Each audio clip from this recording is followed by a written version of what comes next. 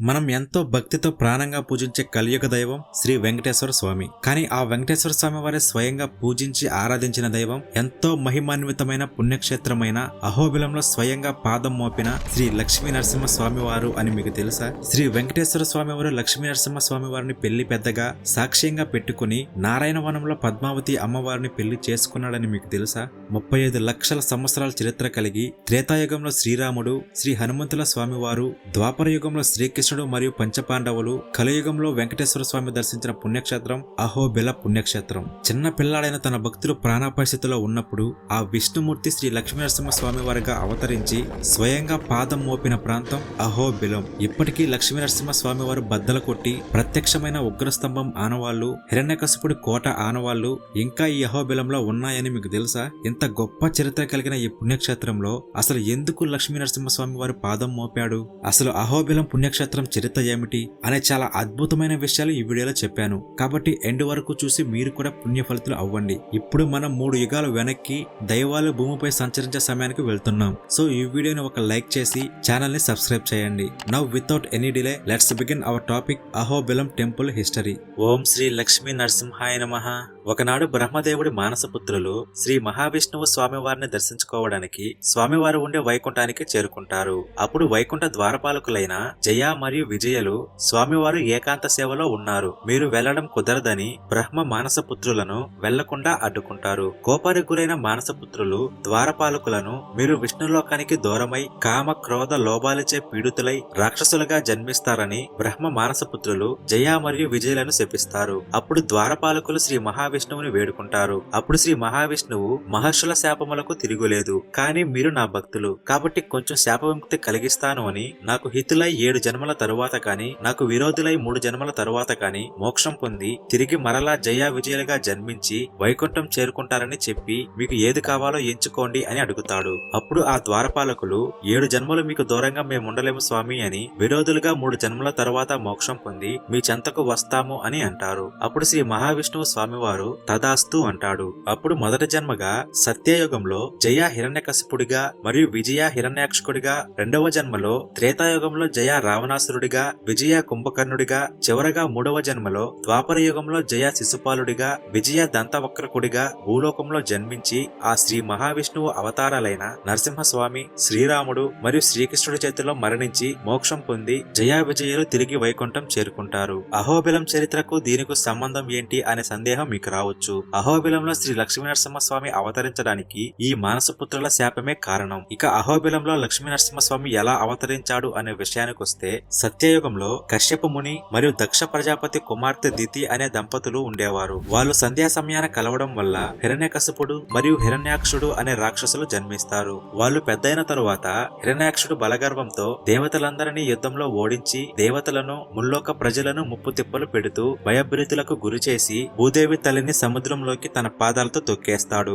అప్పుడు దేవతలు దేవుళ్ళందరూ హిరణ్యాక్షుడి నుండి రక్షించమని ఆ శ్రీ మహావిష్ణువు స్వామి వారిని వేడుకుంటారు. అప్పుడు స్వామివారు వరాహ అవతారంలో ప్రత్యక్షమవుతాడు. అప్పుడు వరాహ అవతారంలో ఉన్న శ్రీ విష్ణుమూర్తికి హిరణ్యాక్షుడి మధ్య భీకర యుద్ధం జరుగుతుంది. ఆ యుద్ధంలో వరాహ అవతారంలో ఉన్న శ్రీ మహావిష్ణువు హిరణ్యాక్షకుడిని చీచి చెండాడి చంపుతాడు. సోదరుడి మరణాన్ని చూసి తట్టుకోలేక హిరణ్యకశిపుడు శ్రీ మహావిష్ణువు మీద ద్వేషం పెంచుకుని ఎలా అయినా శ్రీ మహావిష్ణువుని అంతం చేయాలని, బ్రహ్మదేవుడిని మెప్పించి చావులేని వరం పొందాలని తన రాజ్య పాలనని మంత్రులకు అప్పగించి మందరగిరికి పోయి బ్రహ్మ కోసం కఠోర తపస్సు చేస్తాడు. హిరణ్యకశిపు తపస్సులో ఉండగా దేవతలు ఇదే సమయం అనుకుని హిరణ్యకశిపు రాజ్యంపై దండెత్తి క్రూరంగా కొల్లగొట్టారు. గర్భవతి అయిన హిరణ్యకశిపుడు భార్య కయాతిని ఇంద్రుడు చెడగొట్టపోగా నారద మహర్షి మందలించి తన ఆశ్రమానికి తీసుకొచ్చాడు. ఆశ్రమంలో నారద మహర్షి ప్రతిరోజు కయాదినికి భాగవత తత్వ బోధన చేసేవాడు. అప్పుడు గర్భంలో ఉన్న ప్రహ్లాదుడు కూడా నారదుడు చెప్పే బోధనలన్నీ గ్రహించేవాడు. మరోవైపు హిరణ్యకశిపుడు తపస్సుకు లోకాలు కంపించాయి. తన శరీరం కండలేకుండా ఒట్టి ఎముకల గూడుగా మారింది.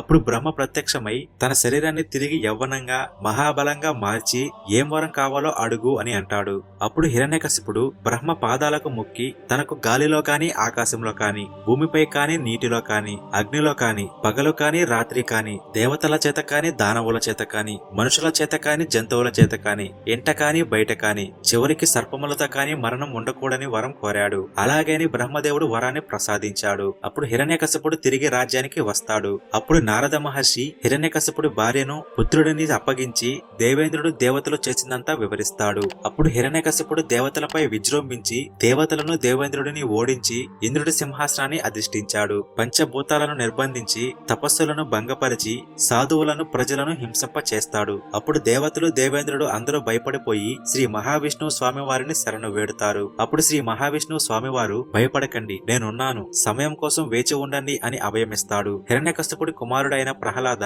గొప్ప విష్ణు భక్తుడు. నిరంతరం విష్ణు నామస్మరణాన్ని చేస్తూ ఉండేవాడు. హిరణ్యకశిపుడు తన కుమారుడు ప్రహ్లాదకు విద్య నేర్పమని, తమ రాజ్యానికి అనుగుణంగా మలచమని రాక్షస రాజులకు తమ కుల గురువులైన చండమార్కులకు అప్పగించాడు. అప్పుడు ప్రహ్లాదుడు రాక్షస రాజులు చండమార్కులు చెప్పే రాక్షసోచిత బోధనలన్నీ వింటూ కూడా నిరంతరం విష్ణు నామాన్నే జపించేవాడు. అప్పుడు కొన్నాళ్ల తరువాత హిరణ్యకశిపుడు ప్రహ్లాదుడి విద్యను పరీక్షించాలనుకుని, ప్రహ్లాద, ఇన్నాళ్ల శిక్షణలో నీవు గ్రహించిన మర్మం ఏమిటి అని అడుగుతాడు. అప్పుడు ప్రహ్లాదుడు రాక్షస రాజులు చండమార్కులు నేర్పిన రాక్షస విద్యలు కాకుండా శ్రీహరి భక్తి లేని జీవితం వ్యర్థమని, విష్ణువును సేవించే దేహమే దేహమని, ఆ దేవదేవుడి గురించి చెప్పేదే అసలైన చదువు అని, ఆ మాధవుడి గురించి చెప్పేవాడే సరి అయిన గురువు అని, ఆ శ్రీహరిని చేరమని చెప్పేవాడే ఉత్తమమైన తండ్రి అని హిరణ్యకశిపుడికి వివరించాడు. అది విన్న హిరణ్యకశిపుడు ప్రహ్లాదుడి మీద కోపంతో రగిలిపోయి, నా శత్రువైన విష్ణువును పూజిస్తావా? నీ నుండి విష్ణువుని ఎలా దూరం చేయాలో నాకు బాగా తెలుసు అని, నిన్ను చంపకుండా వదలను అని కోపంతో భటులను పిలిచి చిన్న పిల్లాడు అని కూడా జాలి లేకుండా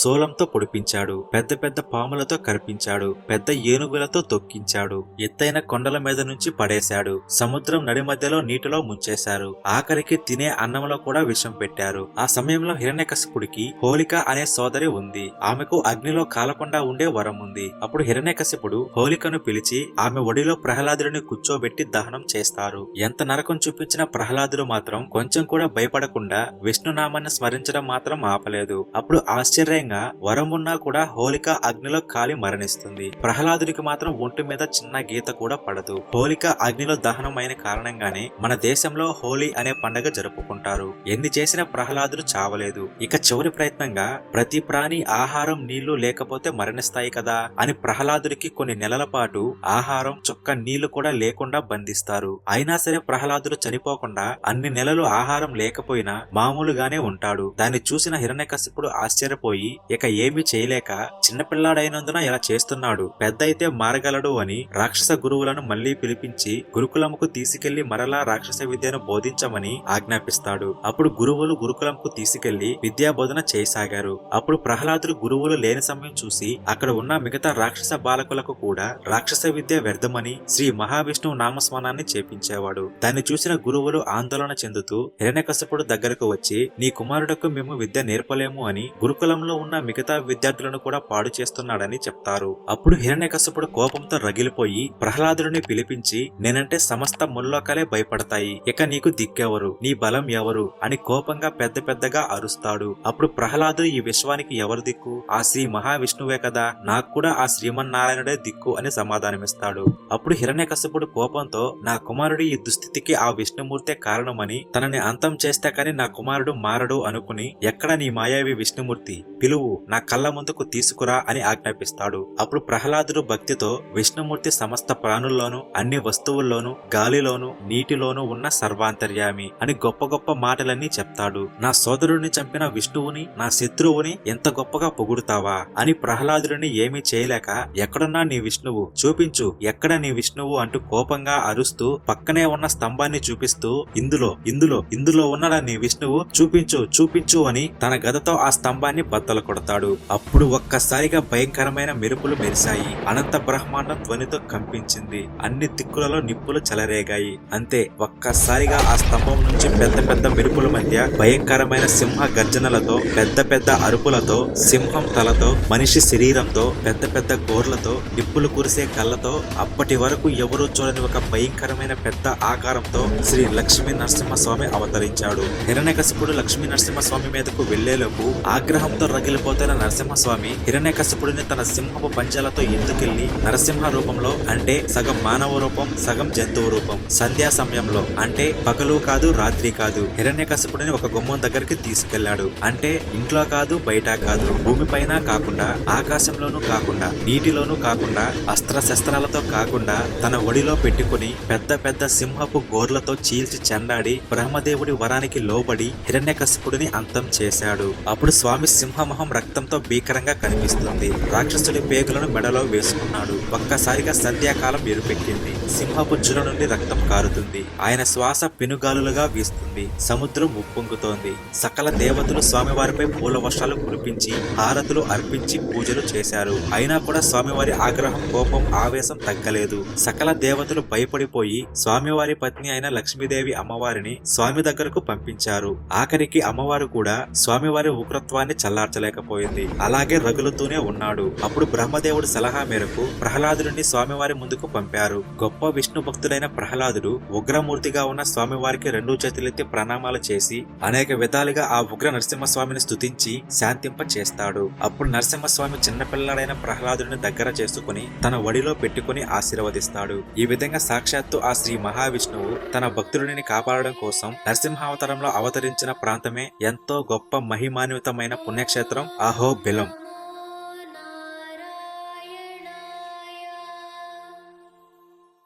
ఈ విధంగా శ్రీ లక్ష్మీనరసింహస్వామి స్వయంగా అహోబిలంలో పాదం మోపి 9 అవతారాలలో పూజలందుకుంటున్నాడు. అహోబిలం అనగా అహో అంటే అద్భుతమైనది, బిలం అంటే శక్తి అని అర్థం. ఈ అహోబిలం పుణ్యక్షేత్రం ఆంధ్రప్రదేశ్ రాష్ట్రంలోని కర్నూలులోని నంద్యాల జిల్లాకు 60 కిలోమీటర్ల దూరంలో దట్టమైన నల్లమల అడవులలో ఉంది. ఈ అహోబిల పుణ్యక్షేత్రం 2 భాగాలుగా డివైడ్ చేసి ఉంటుంది. ఒకటి ఎగువ అహోబిలం అంటే కొండపైన శ్రీ లక్ష్మీ నరసింహస్వామి అహోబిల నరసింహుడిగా అంటే ఉగ్ర రూపంలో ఉన్న నరసింహస్వామి, క్రోధ నరసింహుడిగా అంటే వరాహముఖంతో ఉన్న స్వామిగా, అలాగే జ్వాల నరసింహుడిగా, ఇంకా మాలల నరసింహుడిగా అంటే శాంతి రూపంలో ఉన్న నరసింహస్వామిగా, ఇక చివరిగా కరంజ నరసింహుడిగా. ఈ కరంజ దేవాలయం మాత్రం ఎగువకు వెళ్లే మార్గంలో ఉంటుంది. ఈ విధంగా 5 రూపాలలో కొండపైన వెలసి పూజలందుకుంటున్నాడు. ఇక్కడ ఒక దేవాలయానికి మరో దేవాలయానికి మధ్య సుమారు 2 నుంచి 4 కిలోమీటర్ల దూరం ఉంటుంది. ఇక రెండవది దిగువ అహోబిలం అంటే కొండ కింద శ్రీ లక్ష్మీ నరసింహ స్వామి వారు యోగానంద నరసింహస్వామిగా, ఛత్రవట నరసింహస్వామిగా, భార్గవ నరసింహస్వామిగా, పావన నరసింహస్వామిగా ఇలా 4 రూపాలలో దిగువ అహోబిలంలో వెలసి పూజింపబడుతున్నాడు. దిగువ అహోబిలంలో ప్రతిరోజు ఉదయం 6 గంటలకు ఒక ఆవు గుడి లోపలికి వచ్చి ప్రసాదం స్వీకరించి ఆ లక్ష్మీ నరసింహస్వామి వారిని దర్శించుకుంటుంది. ఆ తరువాతే భక్తులకు దర్శనం ప్రారంభమవుతుంది. ఇక్కడ ప్రతి సంవత్సరం పార్వేట ఉత్సవాలు 45 రోజుల పాటు ఘనంగా అద్భుతంగా జరుపుతారు. త్రేతాయుగంలో సాక్షాత్తు శ్రీరాముడు స్వయంగా ఈ అహోబిల నరసింహస్వామి వారిని పూజించాడు. ద్వాపర యుగంలో పంచపాండవులు పూజించిన స్వామి ఈ అహోబిల లక్ష్మీ నరసింహస్వామి. కలియుగ దైవంగా పిలువబడే శ్రీ వెంకటేశ్వర స్వామి వారు కూడా స్వయంగా ఈ అహోబిల లక్ష్మీ నరసింహస్వామి వారిని పూజించి ఆరాధించి ఈ స్వామివారిని సాక్ష్యంగా పెట్టుకుని వివాహం చేసుకున్నాడు. ప్రస్తుతం ఉన్న అహోబిలంలోనే సత్యయుగ కాలంలో హిరణ్యకశిపుడి కోట ఉండేదని ఇక్కడ ఉన్న ఆధారాలు చెప్తున్నాయి. నరసింహస్వామి బద్దలు కొట్టి ప్రత్యక్షమైన స్తంభం ఆనవాళ్లు కూడా ఇంకా ఈ అహోబిలం కొండపైన ఉన్నాయి. ఈ స్తంభాన్ని ఉగ్ర స్తంభం అంటారు. ఇది సుమారు సముద్ర మట్టానికి 3000 అడుగుల ఎత్తులో ఉంటుంది. గుండె ధైర్యం ఉన్నవాళ్లు తాడుల సహాయంతో కొండపైకి ఎక్కి ఆ ఉగ్ర స్తంభాన్ని దర్శించుకోవచ్చు. కొన్ని లక్షల సంవత్సరాలు గడవడంతో ఆ కొండ మొత్తం కొలాప్స్ అయిపోయి కొద్దిగా మాత్రమే ఉంటుంది. ఆ కొండపై ఇప్పటికీ ఆ స్వామివారి పాదముద్రలు, హిరణ్యకశిపుడి కోట ఆనవాళ్లు ఉన్నాయని అక్కడ శిలా శాసనాలలో చెప్పబడింది. అప్పట్లో ప్రహ్లాదులు శిక్షణ పొందిన పాఠశాల ఆనవాళ్లు కూడా ఆ కొండపై ఉన్నాయి. ఇంతటి గొప్ప శక్తివంతమైన పుణ్యక్షేత్రాన్ని దేశం నలుమూలల నుంచే కాకుండా విదేశాల నుంచి కూడా భక్తులు వచ్చి ఆ స్వామివారిని దర్శించుకుని పుణ్య ఫలితులు అవుతుంటారు.